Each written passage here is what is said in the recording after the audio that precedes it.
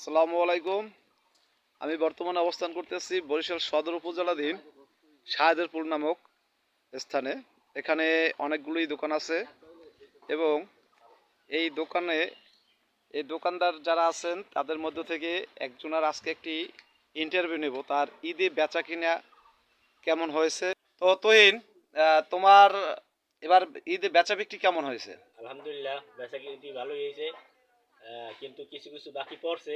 যারা ঢাকা দিয়ে আসছে তারা বেঞ্চো সিগারেট খাইয়া তারপরে চলে যান। টাকা দিচ্ছে না। এখন ঢাকা যাওয়ার সময় কিনা মুরগি বেচে ভাড়া দিয়ে যায়। তাহলে তাদের যাওয়ার সময় পকেটে পয়সা থাকবে না, পয়সা প্রথমে থাকবে এসে না। ব্যঞ্জন সিগারেট খাইছে। হ্যাঁ, হ্যাঁ, এখন মুরগি বিক্রি করে তারপর গাড়ি ভাড়া দিয়ে গাড়ি যাইবে। ভাড়া দিয়ে যাবে। কিন্তু আমার টাকা মানে সারা বছর যে তাদের বাসা বাড়িতে তাদের মা ওয়াইফরা মুরগি পালন করছে সেগুলো বিক্রি করবে, এখানে বিক্রি করে তারপর তারা গাড়ি ভাড়া দিয়ে যাবে। গাড়ি ভাড়া দিয়ে যাবে। ও আচ্ছা আচ্ছা।